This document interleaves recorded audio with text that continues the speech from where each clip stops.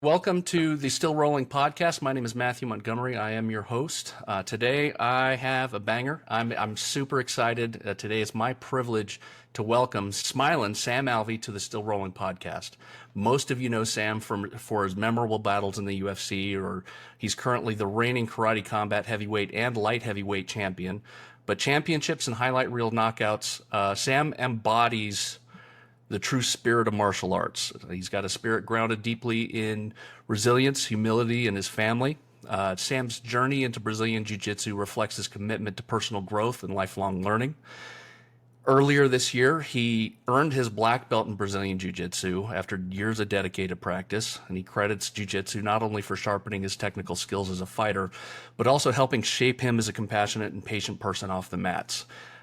This compassion and patience have profoundly influenced his life outside the cage as well. Sam and his wife, McKee, have 5 biological children. Still 5, right, Sam?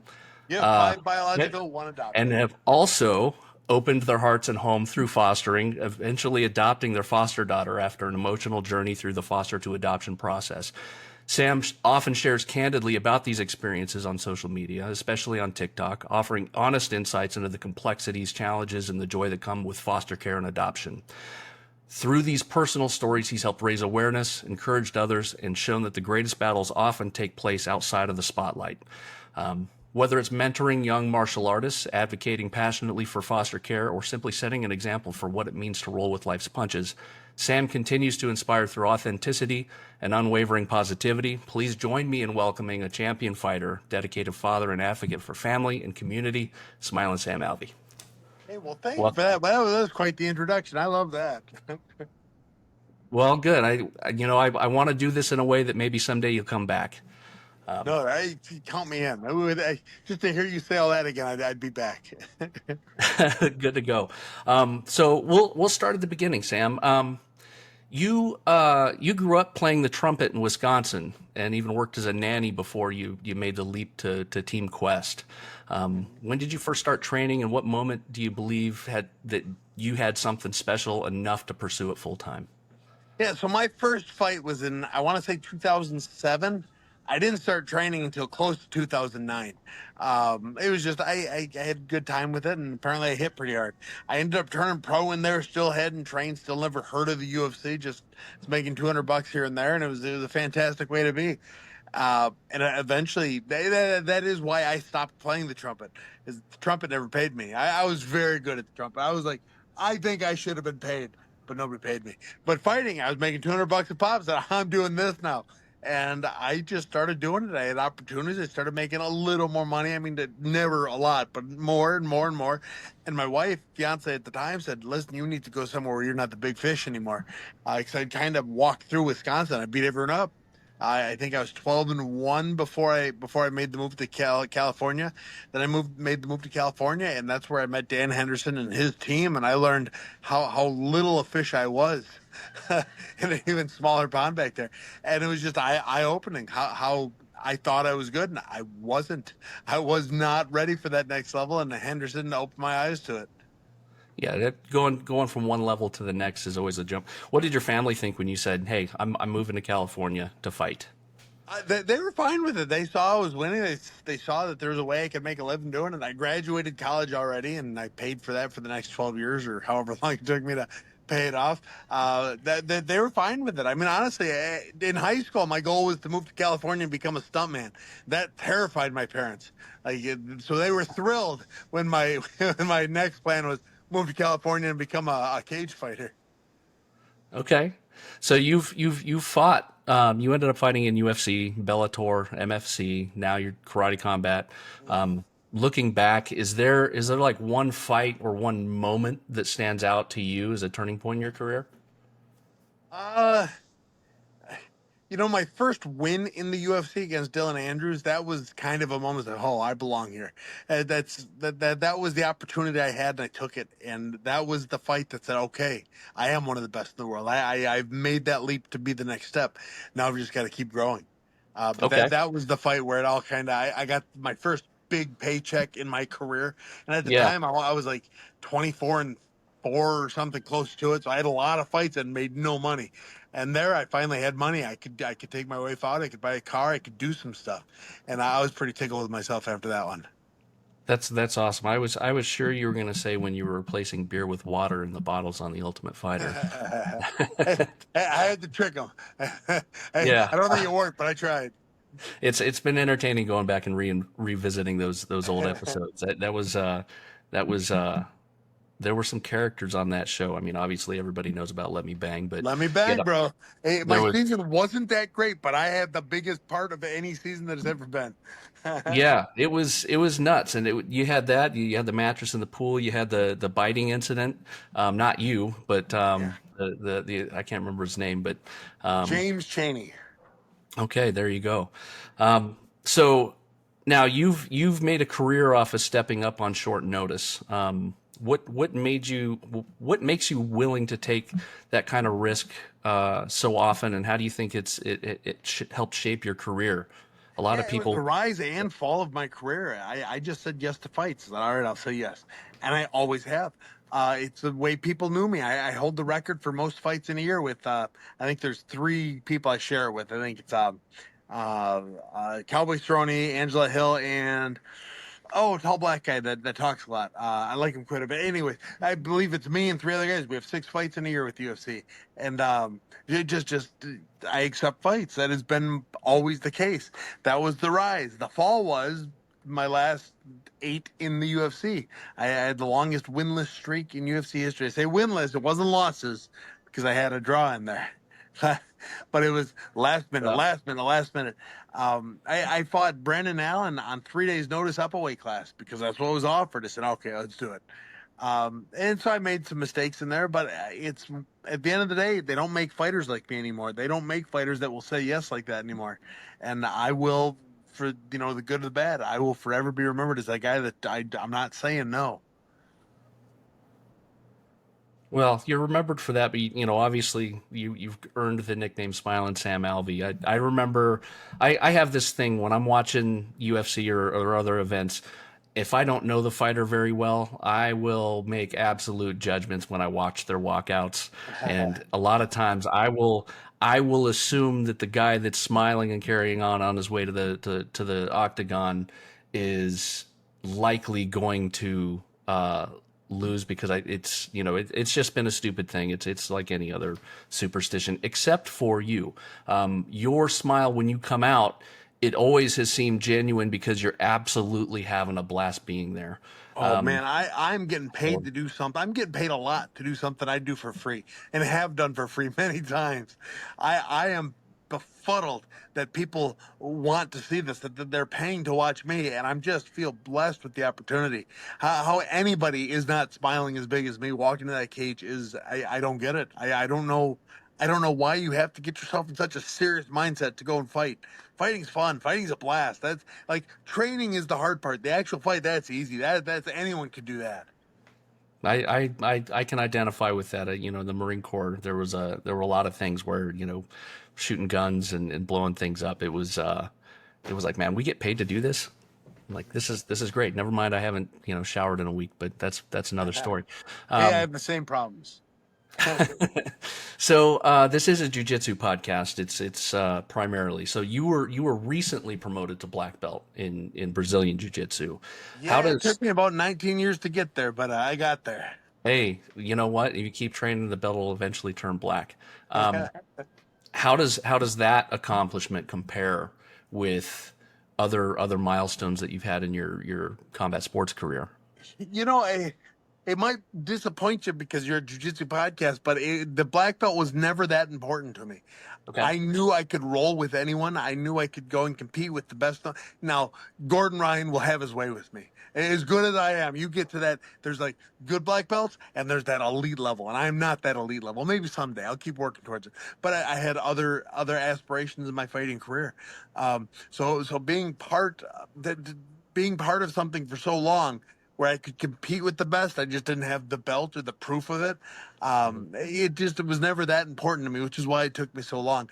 I always rolled in a gi. I just always skipped the tryouts because the belt promotions because I wasn't interested in it. Sure. But to finally have them put it on my waist, and the man who gave it to me is Chad the Beast Hardy. He's incredible at jiu-jitsu here guarding MMA in Tennessee. And to have someone as high ranking as skilled and awarded as he put it on me, that meant something. That was kind of fun to see someone that is as good as he is sees me as good enough to have that belt. So that's really cool part of it. Yeah, I myself am not a black belt, but as I keep training, um, th who ties the belt around my waist is probably more important than almost anything. I think it's a yeah. You're always kind of tied to them as far as people ask, who do you train under? Yeah, so Um, they've been talking to me for a minute. Hey, when do you want it? I don't care. I don't care. My wife is better than me. Give it to her. yeah, So well, she'll get hers. But when do you want yours? As long as she gives it to me. It could be 10 years from now. As long as she's the one that puts it on my waist, I'm cool with that. And so when I got my belt, I really wasn't expecting it. I was going there to support my wife as she got hers. And then she got hers. And then she turned around and said, "All right, Sam, come up. I'm putting this on your belt right on your waist right." And I said, "Oh." So if you look at the video, I didn't even have my gi on. I had like the top, and I think I had my gold belt on from Karate Combat, and I was yeah. in shorts. So Wow. I was the most. I hope nobody takes it as disrespectful because I didn't mean it to be, but that's what I had with me at the time, and so that's what I put on. No, if you didn't know, you didn't know. That is what it is, and that's actually something I didn't know. Is I didn't know that your wife got her black belt on the same day. Yeah, she's like I said, she's better than me. I'm just bigger. That's totally awesome. So you have trained with legends and other top level coaches. Can you share a story about a coach or a teammate that had a major influence on you? Yeah, well, the coach Joe Daddy Stevenson. I mean, he was a UFC title contender. He's been my coach for a lot of years. He gave me my brown belt. And I mean, he made me ready for black belt. But just being able to work with him for as long as I did was a real blessing. I got to work with Rafael Lovato, and he is probably, I mean, he is the greatest black belt I've ever rolled with. It's not taken away from anyone, but he was my size, and he made it very clear he could do what he wanted to me when he wanted to. So it was a lot of fun getting to spend some time with him as well. And he and I were still friends on the internet, and I hope I can get back and train with him again someday. That's cool. And are you teaching classes right now? Yeah, Um, not that much. I teach, but it's the out in California. I taught everything I could. I was integral to the gym. yeah. Out here in Tennessee, I'm getting myself in there, but because I'm not making UFC money anymore, because I run a food truck and I have 6 kids that are always doing something. I don't have a set schedule. I don't know when I'm going to be anywhere. Like I Okay. forgot I was doing this with you until my alarm. I set alarms on my phone for everything. Yeah.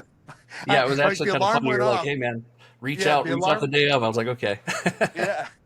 The alarm went off and I couldn't. What's the alarm for? So I labeled everything. It's BJJ interview TikTok. Okay, I Yeah. remember now. Very cool.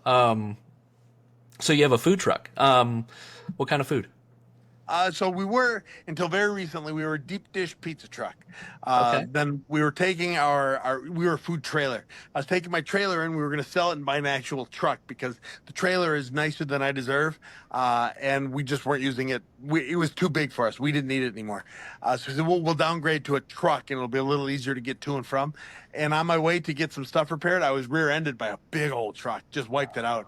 So we're still working with insurance right now, but insurance is coming through. We're gonna get a good deal on it, and we're gonna buy a food truck. But with the new food truck, we're gonna stop doing deep dish pizza. We're gonna do a lot of sandwiches, a lot of paninis, a lot of nachos, a lot of food like that. And we'll get some exotic meats, and we'll get some not just basic beef and chicken, but we'll get the lamb, and we'll get the if I can get alligator, I'll get alligator. That's awesome. What's the food truck going to be called in case somebody in the We Nashville area are listens? we are the food fight truck. There you go.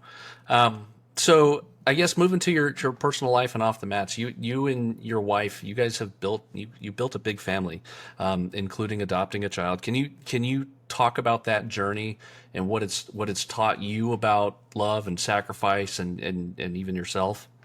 Yeah, listen, I recommend anyone watching. You want to have a good life, marry young, and have a lot of kids. I don't care if you think you can afford them or not. You will figure out a way to afford them. It especially in America, our birth rate is down to 1.6 per fan, which is ridiculous.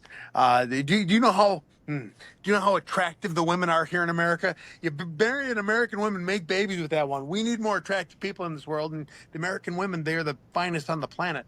Uh, and That's I've true. been around the planet. I know I've been everywhere. Uh, Yeah. no, I've loved it. I've loved my family, and they're the most infuriating and rewarding thing all in the same 10-minute span. It's ridiculous how they can make it from just mad to just floating on air happy. And Yeah. it's a lot of fun watching them grow up and growing with them. Yeah. And so I mean, yeah, it's been fun. I'm an empty nester now, but um, watching them grow. I tell guys when they're going through times on the mats and they say that, hey, I might have to take a break because, we've got baseball or we got hockey or we got all these other things with their kids. I tell them, the mats are still going to be there. Go raise your kids because that is a thing that you can't get back. Because once they're grown, like we went through it last year when he went off, our youngest went to college. Mhm. Um, it was wonderful and it sucked all at the same time because my wife and I kind of had to look at each other and go, like, what do we do now? Like, um, we have to Time get to some train hobbies. jujitsu. Well, yeah, and Or I have my hobbies, but I was gonna say, you did what every middle-aged white guy does. You started a podcast as soon as the kids are gone. right? Yep, I'm sure exactly. that's what I'm gonna do, and not too long from now. Yeah. And you have for anybody that doesn't know, your wife is one of America's Next Top Models. You married a supermodel, Sam, I and did. I don't know how it happened, but it happened. I saw in another interview with you where you cited religion as how you got your supermodel wife and how you're able to keep your supermodel wife and your supermodel kids. You want to talk about any of that, or is that private? Or I, I no, every part of my life is, I mean, was a gift from God, and I would feel the same way about everybody else's life too. You don't have to have it's fun to say a supermodel wife, but any wife you have is going to be beautiful. It's going to be the one that loves you dearly, and that is more important than anything else. And that wife is there, that husband is there for you because God said this needs to be done. This needs to be this needs to be the center of your relationship here on earth. And the good Lord gave me a pretty one, and a smart that's one, and a one that can cook, and a hardworking, good jujitsu. He, I don't know why. I don't know why what I did to deserve it, but he saw something in me, and I gotta spend the rest of my life trying to thank him for it. were you raised in a religious household, or was it something that you found on your own? No, I mean we were a religious household, like everyone else. We went to church, we talked, we prayed at dinner and all that. I don't think we were super religious, but we were religious. We were a God fearing, family. We definitely knew why every blessing we had was there. So I wish I had one of those cool stories where it was raining and it fell to my knees and scream at the sky and Jesus, give me. No, I was raised with it. I was born with it, and I'm just smart enough to accept that it's real. Yeah, yeah, or Jesus appeared on a piece of toast. Um, so Hey, if that's what it takes you to get you to believe, yeah, power to you. But yeah. uh, So when you're traveling and it sounds like maybe your travel has slowed down a little bit, but how did you balance fatherhood with training and traveling and being a fighter? I just brought my kids with me. My kids, my second oldest, we actually induced labor on his due date. So he was due on the 12th, sorry, reducing labor because we had to go to Australia 2 weeks later. And we need to get him a passport. So, Okay. but we didn't slow anything down. The kids just went with us. They've been to Brazil, Australia, Poland. They've been to France. They've been everywhere with me. And that was just how we did it. And the UFC was cool with it. When I fought, the higher ups in the UFC were sitting in the box office watching my kids, so I can go down Yeah, and do what I did. And I'd go down, I'd come back, I'd get my kids, and the UFC guys, oh, they were just wonderful. They were great. They were cheering the whole time. that's fantastic. Um, So now that I mean, you're obviously still a champion in karate combat, but beyond fighting, as you coach, you mentor. I see a lot in your socials. You talk about mentoring younger fighters and athletes when you're creating your content. What's giving you the most fulfillment outside of obviously your family? I think that's obviously number one. That's no question. Yeah, just seeing the resurgence of my career has really helped. I know how good I am, but I was failing in the UFC, and so I took a step back. I changed some things, and I was able to go forward and become the double champion in one of the biggest leagues in the world right now. And that I was able to do that with myself. I said, okay, not only did I start training by myself, I made it to the UFC. I made all the right decisions, and there was always someone looking over me, helping me make those decisions. If I can be one of those people for one of these young bucks that are coming up trying to make a name for themselves, trying to make it in this industry, I want to do it. So I started an online training program, SKOOL. I'm smiling and striking, and I'm working with everyone. I've got a free page and I've got a paid page. The paid page gets a lot more of my attention, but I work a lot with the free page as well. And I just do everything I can to be, years from now when they're fighting for that championship, they get their hand raised. I want them to, they don't need to credit me, but I want them to be in the back of their mind. Sam helped me do this. Sam was there, and little rewards like that. And so far, everyone that has joined my page, they've won their next fight. So right now I'm batting 1,000 with people that I've been working with online. That's fantastic. And what is the website specifically? So that Smiling and striking on school, SKOOL. okay. So I'll go check that out. You have kept such a positive and grounded vibe even when things weren't going your way. Where does that mindset come from? And if you find yourself getting off of a certain course, how do you course correct to get back into game mode? Um, I don't have a good answer for that. It's just what I've always done is I know what I need to do. I know what's worked for me, and I had to correct it. I started doing too much. I started trying to change too much, trying to add too much.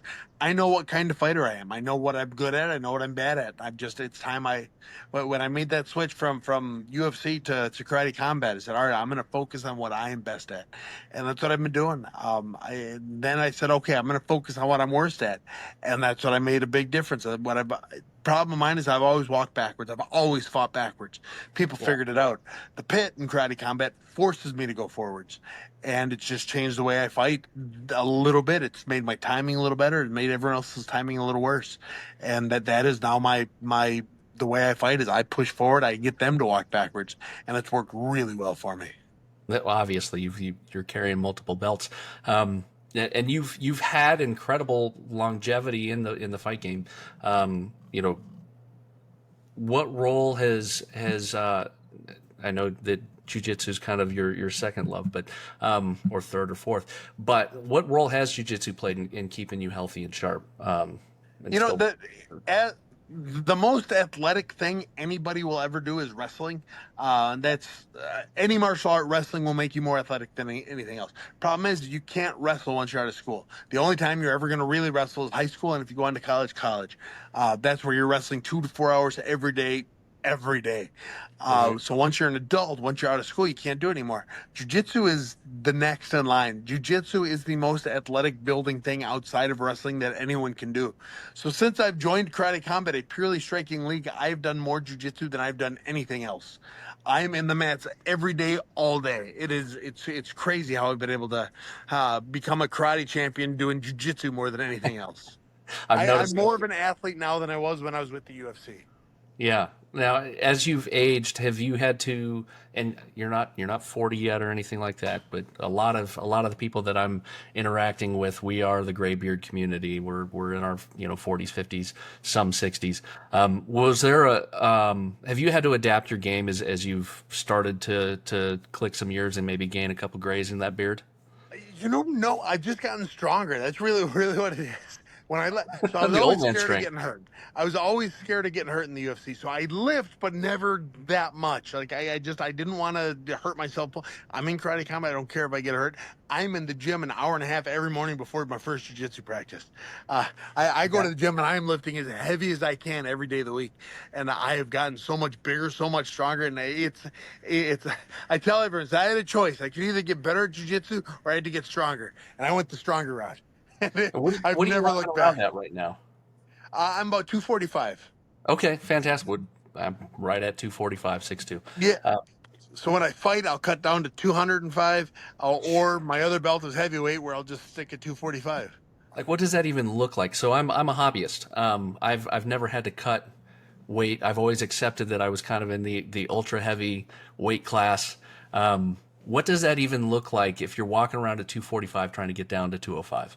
Really, is you just stop eating bread. If you stop eating bread, you'll lose as much weight as you want to lose. Bread is not bread anymore, and I've looked into this. Bread is something else from what it used to be, and it does nothing for you except put calories on you. If you just stop eating bread, you'll lose whatever weight you want to lose. It's crazy.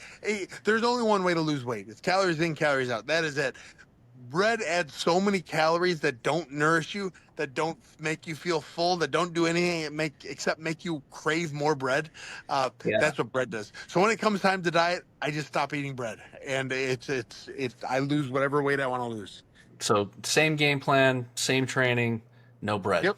Yep, Okay. I'll increase my protein. You can eat as much protein as you want. Protein is great for you. Your body uses it, Right. and it'll tamp your hunger down a little bit too. So I do as much protein as I can and zero carbs. Can I put you Okay. on hold for 1 sec? I got to tell my kid something real quick. Absolutely. Okay. All right, I am back. You're just fine. I'm not going anywhere, and I appreciate you taking the time. So, um, No, truly my I've pleasure. got, And I do these all the time while I'm driving. Because I've got so many okay, kids, I'm always driving somewhere. I just got it. My sure, wife is a midwife, and I just got a text saying she needs her scrubs. She said, okay, okay, I'll bring you your scrubs. okay. So while you're on your way there, I'll ask you a couple more questions. Is there anything you wish somebody had told you when you were starting out?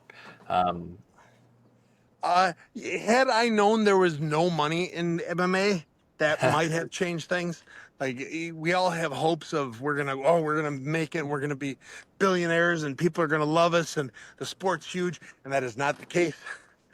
yeah, The yeah. case is That's there is no money in MMA. Hey, there's more now than there used to be, but it is. I am immersed in MMA. Everything I do is MMA. So it seems big to me, but the rest of the world yeah. doesn't care at all about MMA. Well, it's an interesting thing. So, I spent a couple of years on the football staff at OSU, and there, everybody's a tremendous athlete. Everybody thinks that everybody on the team's going pro. And when the reality is you really have just a handful of guys that ever actually make it in the NFL beyond, maybe a year or two. So that's not necessarily where you need to put all your eggs in your basket as far as that catch with young athletes. So yeah, that's making money as an athlete. Sometimes people who are not in the game, they don't understand what the money's actually like. Um, so Yeah, now you've it's nuts. So had I known that, I would have changed some things. yeah.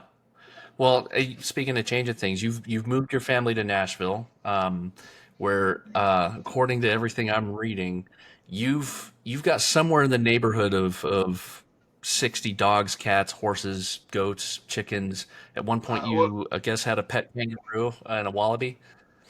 yeah, we like to say we've got 112 heartbeats on our ranch.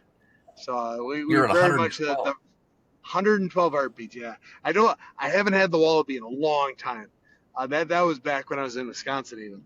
But yeah, I had a Okay, wallaby for a while. Don't recommend them. okay. And so time's undefeated. Eventually, retirement as a fighter is inevitable. Um, what do you hope to accomplish once you're out of that arena completely as a participant? What kind of life do you envision? Well, I'm hoping I win the lottery any day now.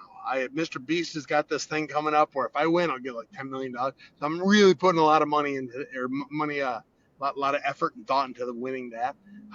Okay. But Is it a no, strategy? You need to buy as much as you can, or yeah, and it's really just praying. He gave me a supermodel wife. Maybe he'll give me $10 million too, with the good Lord. So we'll you see know what what? happens. When I wake up one day and I see that Smilin Sam Alvey just won the lottery, I'm gonna go, gosh darn that guy.